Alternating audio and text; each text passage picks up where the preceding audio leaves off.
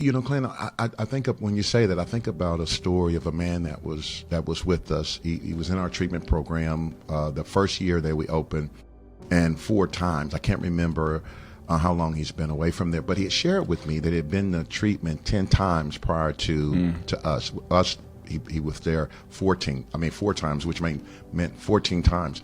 And I said to him the last time he was there, I said, listen, man, I said, if you surrender to God, everything changes. If you surrender to the Lord, everything is going to change. And I believe that's what you're missing. I know without a shadow of a doubt that you're missing surrendering to God. And I can remember the last time he was with us, I could see him pacing in an area. I was walking across the field and I could see him. I said, oh, he's getting ready to AMA. He's getting ready to leave. I've seen that look before on him the last time he was there, right?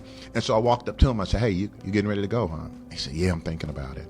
I said, man, why don't you just surrender?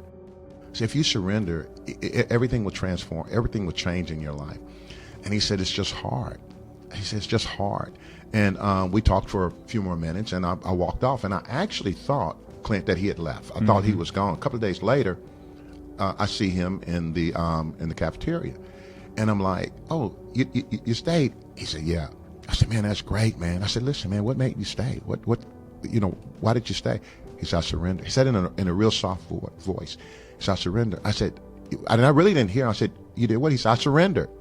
And he was like angry about it, but passionate. I mean, and I said, listen, not when you leave here, but at this very moment, your life has changed. At this very moment that you surrendered, your life has changed, and it will never be the same. And to this day, Clint, his life has never been the same. And he's probably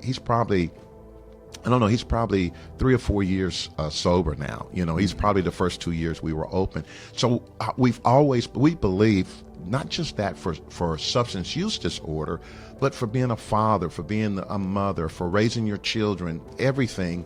We believe the foundation is a relationship with Jesus Christ. It's great, man.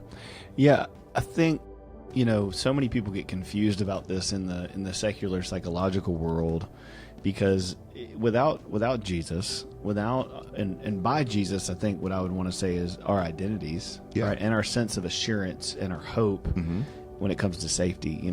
When we want to feel loved, I mean, everybody's looking for love in all the wrong places, right? Like, everybody wants a sense of identity and security, that they have some worth, they have some value, and then everybody wants to feel safe. Right. They not only just physically safe in the moment, but that there is potential good in the future in their life. And without Christ, it seems hopeless. That's right.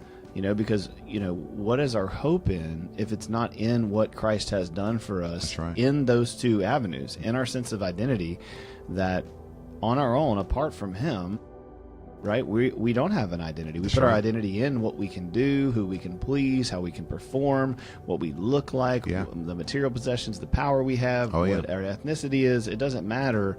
But we're putting our identity in our sexuality, right? That's a big one these days. Oh, yeah. My identity is this. And so if that changes or that gets ripped away, now I have no more identity. Right. Well, that's allowing your internal sense of love and value to be based on an external thing. The beauty of Christ is that He comes to dwell within us. That's right. And the Holy Spirit is living in us. And so our sense of internal worth and value is because of that. That's right. And then we have this sense of safety and security. Again, not in the temporary things of this world, not even in our physical or emotional health, not in our marriages, not in the fact that we may still relapse or use, but in a hope that one day Christ will return and restore all things. Yes. And make all things new. There you go. And we'll be one with Him and married to Him, and therefore all of the pleasures and the things that we're working on in this world will be given to us 10,000 million fold. There you go. And it's like that is the gospel. That's the gospel. And that's the hope.